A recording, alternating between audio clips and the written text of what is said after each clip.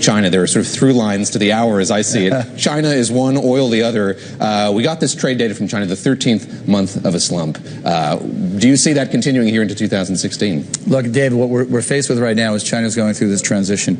It's well known that China is basically trying to transition from an export infrastructure-led economy towards one that's going to be driven more by organic growth drivers, domestic demand. We know that's a messy process, and part of what's going to happen here is as the economy goes through these growing pains, you're going to see periods like this when the traditional older parts of the Chinese economy, the ones that have traditionally been the drivers of growth, are going to come under some stress. It doesn't mean that Chinese economy is rolling over. It simply means we're going through this bumpy transition phase. A lot of fear that China's going to have a hard landing. Looking at your outlook for 2016 and for years ahead here, you're saying that's not necessarily the case. No, we don't. For just the reasons I've cited, I think what you are going to see is as China comes to grips with the notion that the old state-owned enterprise that have been sort of the driving force behind China's growth over the last couple of decades, they're going to get more of their growth from the new Chinese economy. Now, it's really interesting, David, because when we look at those two segments of the economy, what we find is while the old China growth is really stagnating, we're seeing low single-digit growth. The new China economy, the emergent sectors from consumer-led, are growing at near double-digit rates. So our view is that as this growth continues to transition towards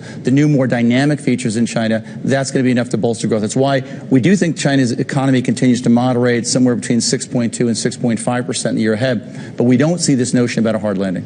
Let me ask you about oil. We'll talk about volatility in a broader sense here in a couple minutes. But today, a very volatile day in the oil market. You're forecasting oil at $60 a barrel here in the next 12 months. A bit of optimism there.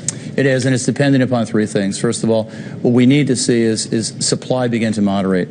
North American production has slowed, but not as quickly as we thought. We need to see more across the board slowing in North American production. Secondly, we need to see some production discipline out of OPEC. That is, so what we've seen so far is that it's almost been fueling the proxy war between Iran and Saudi Arabia, as Saudi Arabia has been pumping as quickly as they can, and that's basically flooded the global supply market. So I think as we start to see more production discipline out of OPEC, that will help as well. But I think there's a third element here that we expect to see manifest itself in 2016. That's the demand drivers.